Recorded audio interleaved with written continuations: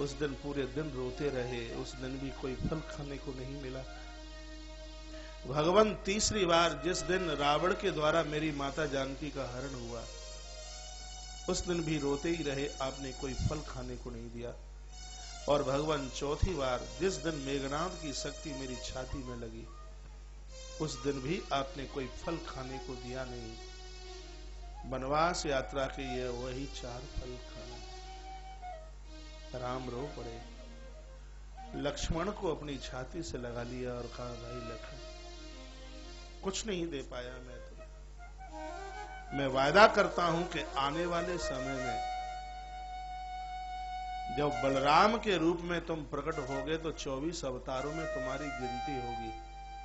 और इस अवतार में मैं तुम्हें कुछ दे नहीं पाया, लेकिन इतना जरूर कहता हूं, जो भी कोई हम चारों भाइयों की गणना करेगा तो मेरा नाम लेते ही तुम्हारा नाम आएगा। राम के बाद सीधे लखन, उसके बाद भरत, फिर शत्रुघ्न। मेरा नाम लेते ही लोग गणना में तुम्हारा नाम लेंगे। राम हो, लक्ष्मण हो, भरत हो, शत्रुघ्न। इसलिए राम के नाम के ठीक बाद यहाँ भागवत में इस श्लोक में रामो लक्ष्मणो। वाल्मीकि रामायण में भी महर्षि वाल्मीकि जी ने राम के बाद लखन का ही नाम लिया। प्रभु राम जी का वरदान था। महाराज दशरथ के घर में 4 पुत्रों का जन्म हुआ है। राम कथा तो 9 दिन में नहीं हो पाती। अब यहां से आपके बगल में जैतपुर के पास मऊ पूज्य वृत्तानंद जी महाराज श्री जी के आश्रम पर हम 2-3 साल पहले 2013 में बहुत बड़ा आयोजन राम कथा का कर गए हैं। इधर बहुत भक्तों ने सुनी होगी कथा। आगे कभी टेलीविजन पर सुन लेना। अब यहां 5-7 मिनट में कितनी सुना देंगे। इतना कहूंगा, रामायण में 700 पान है। सबसे पहले है बालकांड। ये है बचपन। आपने बच्चों को रामायण का बालकांड पढ़ाइए। बालकांड। बुढ़ापे में इनके धक्कों से यदि बचना है तो इनको रामायण का बालकांड पढ़ाओ। हाँ। बच्चे ठीक नहीं है तो सब उजड़ा हुआ है, और बच्चे ठीक हैं तो आपसे बढ़ के अमीर कोई और नहीं है। बालकांड की गोटी। उसके बाद अयोध्या कांड आपका गृहस्थ आश्रम है। बड़ी से बड़ी परेशानी आपको झुका नहीं पाएगी। अयोध्या कांड के हर पात्र को देख लीजिए, सब दुख की भट्टी के ऊपर चढ़े हैं। राम से लेकर महाराज दशरथ तक, किसी को भी आप देख लीजिए, सुमंत मंत्री से लेकर के राजा तक, सब दुख में झुलस रहे हैं। अयोध्या कांड गृहस्थ आश्रम है। अयोध्या कांड गृहस्थ आश्रम है, और गृहस्थ आश्रम में दुखों के अलावा है क्या? परेशानियां आवे तो भगवान के सामने झोली कीजिए और कहिए, हे प्रभु मेरे भाग में दुख है, डाल देना झोली में, लेकिन मांग इतनी सी है, इन दुखों को सहन करने के लिए भगवान आप हमें सहन शक्ति दे दीजिए, ताकत दे दीजिए। आपसे यह मांग है। यह रामायण का अयोध्या कांड है। उसके बाद में है अरण्य कांड। अरण्य कहते हैं जंगल को। जंगल का मतलब यह है कि घर की जिम्मेवारियां पूरी हो गई हैं, बच्चों को भी बच्चे हो गए हैं। अब घर की जिम्मेवारियां बच्चों को देकर के कुछ राष्ट्र का, परमार्थ का, धर्म का कुछ काम कीजिए। यह रामायण का अरण्य कांड है। घर छोड़कर आप चंबल के बेड़ चले जाएं तो खतरा ज्यादा है। घर में ही रह करके आप जिम्मेवारियां बच्चों को सौंप करके कुछ ऐसे पुनीत काम कीजिए, इतने बढ़िया कुछ ऐसे काम कीजिए। सफेदी आ गई है। 40-45 साल तक जो बाल काले रख सकता है तो वो बुढ़ापे तक काले नहीं रख सकता, लेकिन उसका संकेत है कि जवानी में काले काले काम बहुत किए हैं, अब श्वेत काम करो, बढ़िया काम करो। और ध्यान रखना, बुढ़ापे में दाढ़ी मूछे सफेदी अच्छी लगती हैं। कोई बाबा काला करके रंग वाले तो देख लेना बिजू का जैसा लगे महाराज। हाँ जी, कभी कभी देखा है। श्वेत मैं तो कभी बोलता हूं 1 लीटर पी लो, शायद अंदर से ही काले निकल आए, लेकिन संभव नहीं होगा, संभव नहीं। हमारे बूढ़े दादा लोग समाज को न्याय दें। आज युवान पीढ़ी बिगड़ रही है, इनको अपने पास बिठाएं, इनको कुछ समझाएं, इनको कुछ बताएं। इतने बेमाल भरे पड़े हैं, कथा करने से मैं थकता नहीं हूं, लेकिन आज के युवान भाइयों को देख करके रोने के अलावा और आंख में कुछ होता नहीं। इतनी स्थिति गंभीर है। जो भारत 100 साल में नहीं खत्म हुआ, आज 15 साल में हमारी अध्यात्म की जड़ें इतनी हिल गई। आप तो एक जगह बैठे हैं, आपको क्या पता है बड़े बड़े शहरों में हो क्या रहा है। हम आते जाते रहते, हमें पता है यह स्थिति हो गई। अरण्य कांड, बूढ़े दादा लोग संस्कार बांटे, समाज को सुधारने की कोशिश करें, अरण्य कांड है। उसके बाद है किष्किंधा कांड। किष्किंधा कांड तीर्थ है।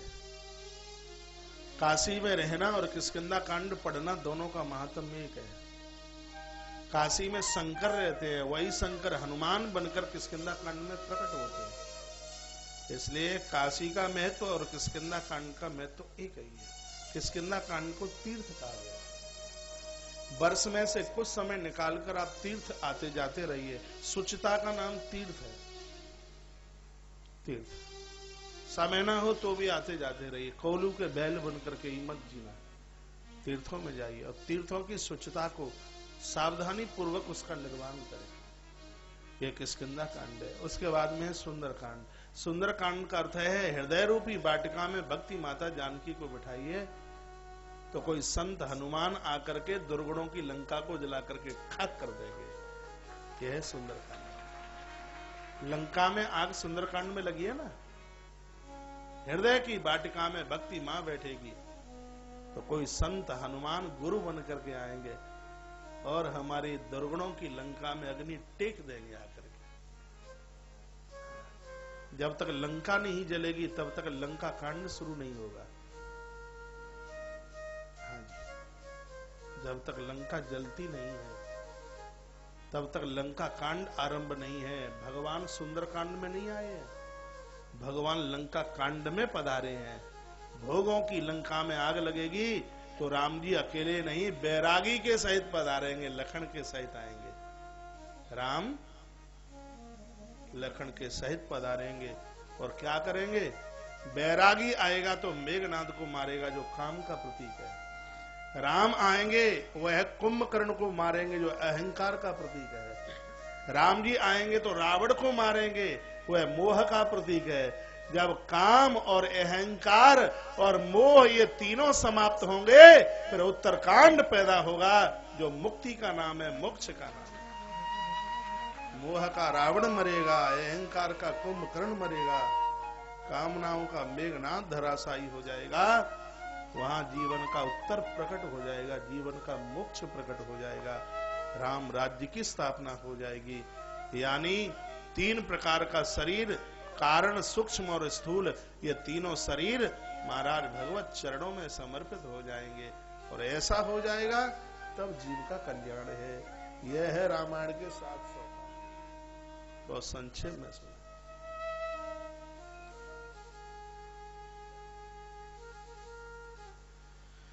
भगवान प्रभु राम जी के वंशावली का वर्णन किया है।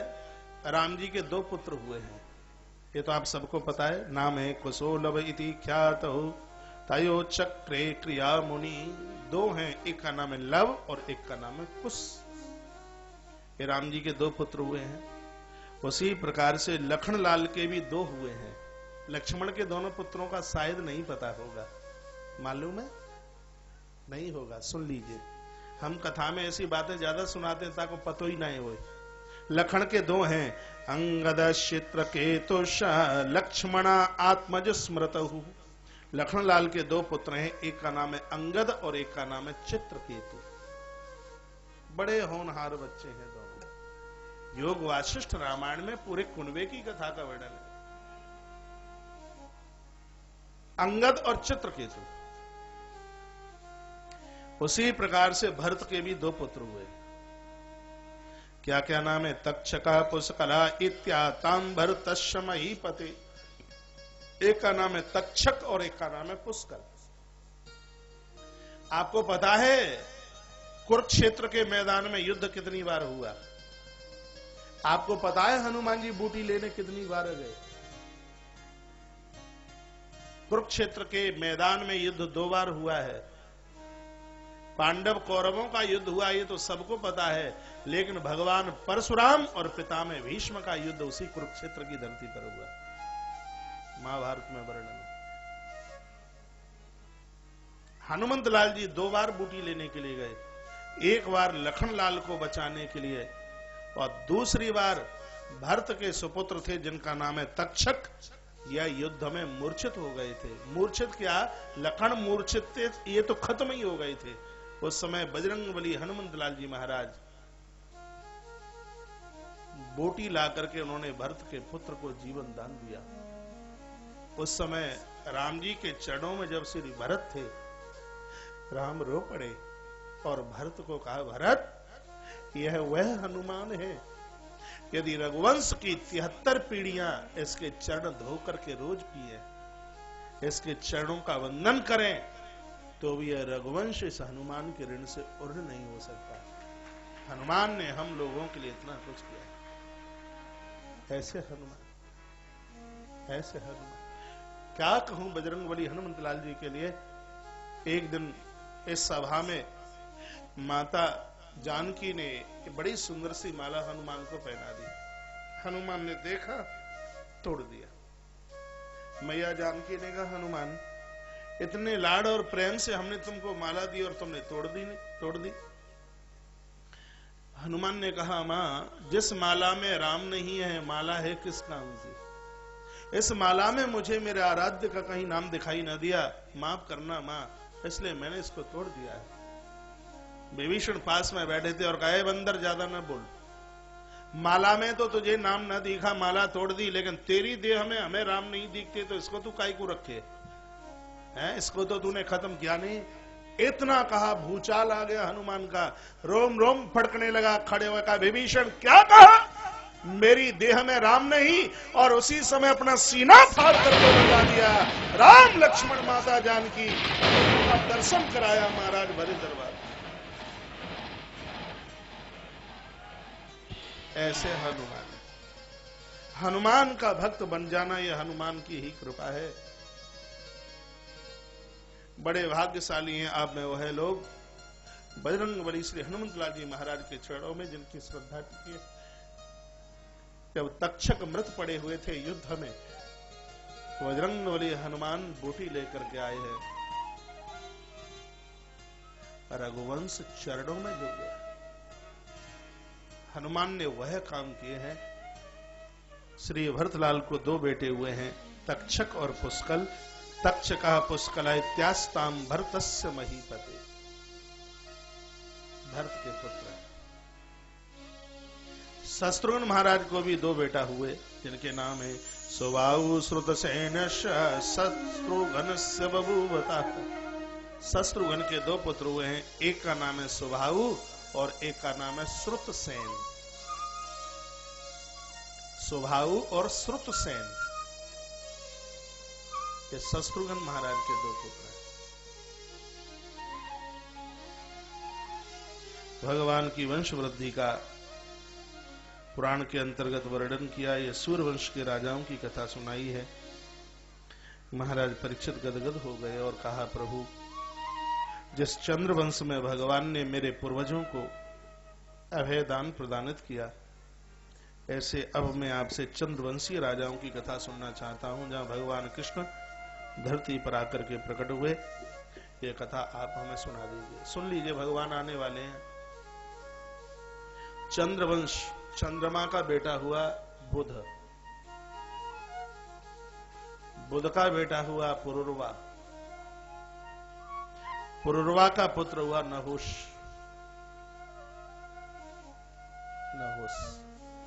ये वही श्रीमान नहुष हैं जो कि इंद्राणी को अपनी घरवाली बनाना चाहते थे।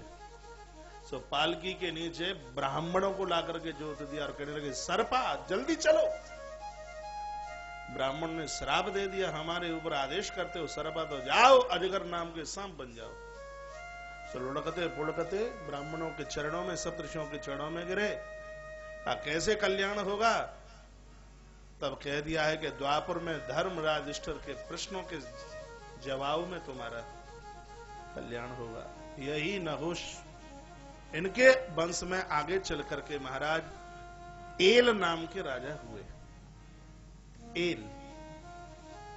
एल के वंश में आगे चल करके कुमार ययाति हुए। जयाति का विवाह शुक्राचार्य की बिटिया देवयानी और बृहस्पति की बेटी शर्मिष्ठा इनके साथ विवाह हुआ। 2 पत्नियों से कुमार ययाति ने 5 संतानों को जन्म दिया, जिनके नाम यदु, अनु, त्रुहु और पुरु। पुरु के वंश में आगे चल करके दुष्यंत जैसे महामेधावी राजा हुए। राजा दुष्यंत का विवाह महात्मा कणाद ने अपने आश्रम पर एक बेटी का लालन पालन किया, जिसका नाम था शकुंतला। शकुंतला के साथ विवाह किया और इन दोनों के माध्यम से एक वीर पुत्र का जन्म हुआ, जिसका नाम रखा गया भारत। मेरे देश का एक विशेष राजा हुआ है भरत। और भरत ने वह किया जो शायद हर कोई करने को तैयार नहीं होगा। भरत के घर में जवान बच्चे थे, लेकिन भरत ने देखा कि गद्दी पर बैठने के लायक इनमें से एक भी नहीं है। एक भरद्वाज नाम का कोई व्यक्ति था, उसके बेटे को गद्दी का मालिक बना दिया भरत ने। प्रजा में से ही कोई व्यक्ति था। माता शकुंतला रोई और अपने पुत्र भरत को कहा, तुम कैसे पिता हो जो अपने पुत्रों के साथ तुम न्याय नहीं कर पाए हैं? कैसे पिता हो तुम? पिता की संपत्ति का मालिक पुत्र होता है और उससे तुमने अपने बच्चों को वंचित रखा। तब कहा भरत ने, मां मैं पिता भी हूं तो मैं राजा भी तो हूं, और राजा की दृष्टि में प्रजा भी उसके पुत्र के रूप में होती है। तू मां है इसलिए ऐसा बोल रही है। मां गद्दी का मालिक वह होना चाहिए जिसके अंदर सत्ता के गुण हो, सत्ता के लक्षण हो। मां मैंने बुरा नहीं किया है, मैंने अपने धर्म का निर्वहन किया है। आकाशवाणी उसी समय हुई। आकाशवाणी ने कहा, राजा भरत आज इस देश का नाम भारत होगा। तब से मेरे देश का नाम भारत हुआ है। ये भारत नाम किसी आदमी ने नहीं रखा, अंबर बोला है, आकाशवाणी हुई है। राजा भरत के इस अनूठे कार्य को देख करके देवता आकाश से बोले और देवताओं ने कहा, इस देश का नाम, पहले इसका नाम अजनाब खंड था, अजनाब खंड था। उससे पहले इसका नाम था आर्यावर्तई। लेकिन जब श्री भरत ने यह काम किया, तब से मेरे देश का नाम भारत होगा। मां शकुंतला के भरत, इनके वंश में राजा रंती देव चल करके आए। उनके वंश में आगे चल करके राजा हुए, बहुत आगे चल करके राजा हुए, जिनका नाम शांतनु। महाराज शांतनु का विवाह मातु गंगा के साथ हुआ, जिसमें गंगा मैया ने 7 बेटों को डुबा दिया। 8वीं संतान एक बची थी, जिसका नाम था देवव्रत। 19 साल गंगा मैया ने लालन पालन के लिए उस बच्चे को अपने पास रखा। बृहस्पति गुरुदेव से महाराज वेद और पराशर भगवान से जिसने धनुर्विद्या सीखी, और तब एक दिन राजा शांतनु आखेट के लिए गंगा के तट पर आए, तो एक वीर बालक ने जल रोक दिया।